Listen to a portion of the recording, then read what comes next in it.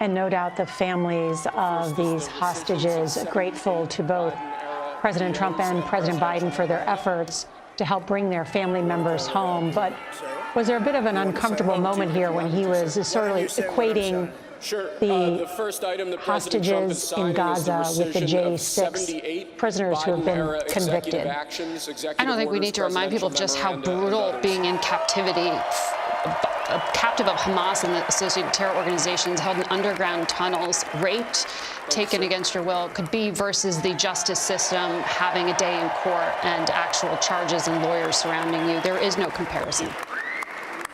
Let's listen into what these executive orders are. President Trump is a regulatory freeze, as you announced in your speech, preventing bureaucrats from issuing any more regulations until we have full control of this, the government and this administration.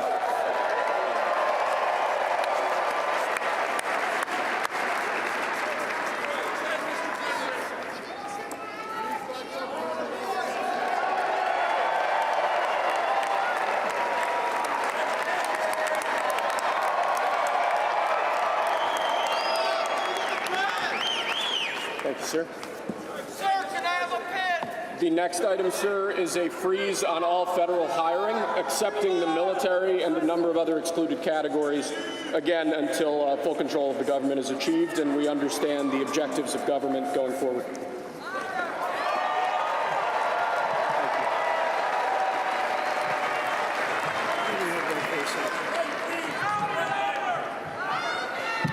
Could you imagine Biden doing this? I don't think so. I don't think so. Sir, the next item, as you announced in your speech, is a requirement that federal workers return to full-time in-person work immediately.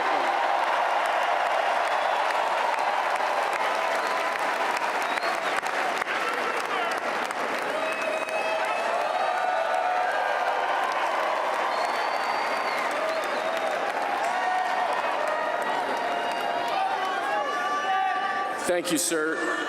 Next, we have a directive to every department and agency in the federal government to address the cost of living crisis that has cost Americans so dearly.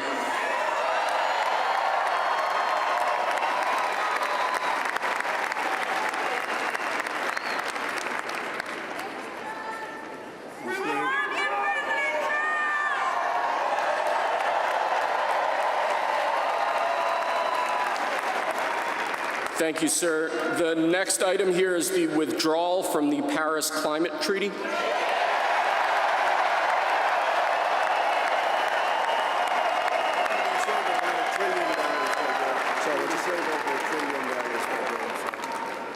Yes, sir.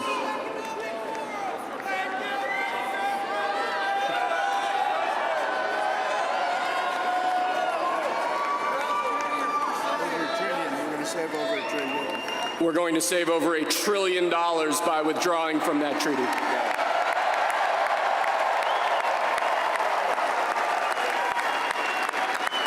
And the next item, sir, is a letter that will be transmitted to the United Nations explaining that we are withdrawing from the Paris Climate Treaty.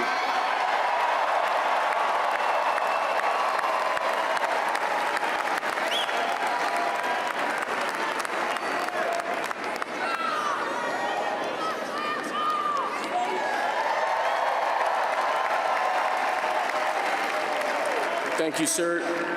This next item is a directive to the federal government ordering the restoration of freedom of speech and preventing government censorship of free speech going forward.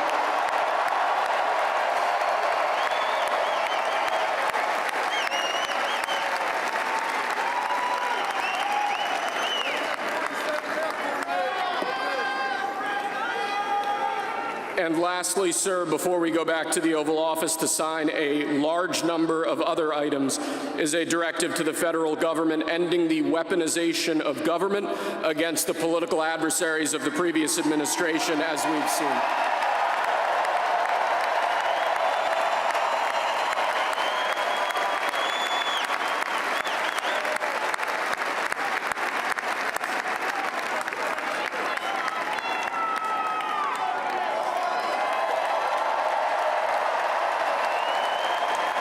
Thank you very much, sir. Appreciate it.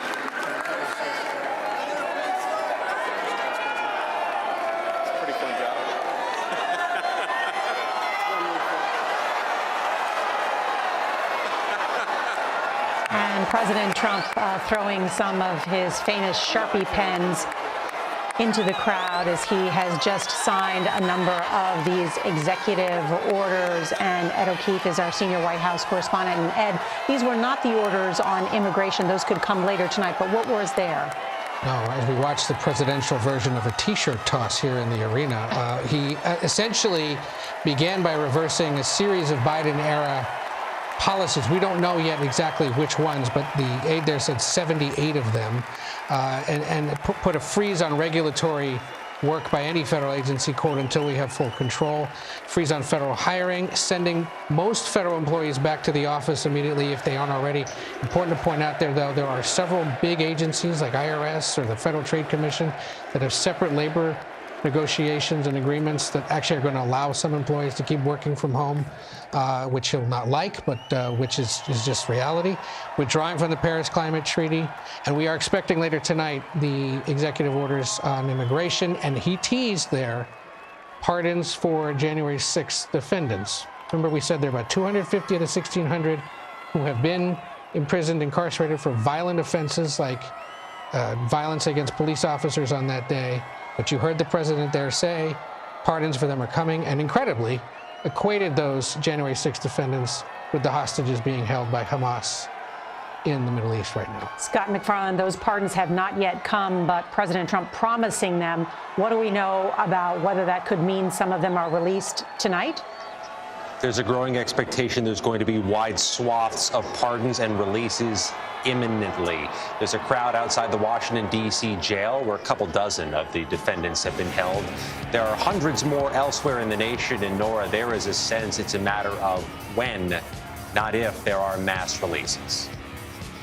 And Robert Costa, as we look at what happened today, and a remarkable comeback for Donald Trump, who was defeated by Joe Biden after his first term in office and now has come back in this remarkable moment, has escaped prosecution, was under indictment, and yet now this governing now with a mandate, in his words. It is the culmination of a remarkable story in American history. To think about in 2015 when he launched his campaign, few expected him to ever win the nomination, let alone the presidency twice after dealing with legal ups and downs, political ups and downs. But now he is ready to use his power. That just came through in him signing these executive orders. He's already making calls to Congress, talking to leaders on Capitol Hill. And as he told me over the weekend, get ready. And he said, be calm. He said he knows a lot of people in this country are on edge about him coming back. But he said at this point in his life and his career, people should watch what he does, see what happens. And that's what we'll do. There was a lot of talk of grievance today. He's very sensitive on some things. But what a key Republican once explained to me, the thing about Donald Trump is he has an extraordinary pain threshold. He's going to do things and people are going to say, that's crazy, it'll never work. Thinking back to that ride down the escalator, the things he said in that speech about immigration, oh, he's going to drop out immediately. He's weathered through all of this. And now in particular, all those people who said this is going to be bad and so forth and so on, that gives him the kind of serenity to go through all of what is going to be a very active and chaotic period. Margaret? Strap in. Yeah. We'll be busy. On day one of the Trump presidency, we are told he will be in the Oval Office tonight for more executive orders and actions as Trump promises what he called today in his inaugural address a revolution of common sense, a crackdown on immigration, and changes to the federal bureaucracy and more. For some of you, the CBS Evening News is next, and tune in for our primetime special at 10 Eastern. For all of our correspondents and guests at CBS News, and thank you for joining us for the past 10 hours straight as we cover the inauguration of Donald Trump, our 47th president. Thank you for watching. I'm Nora O'Donnell.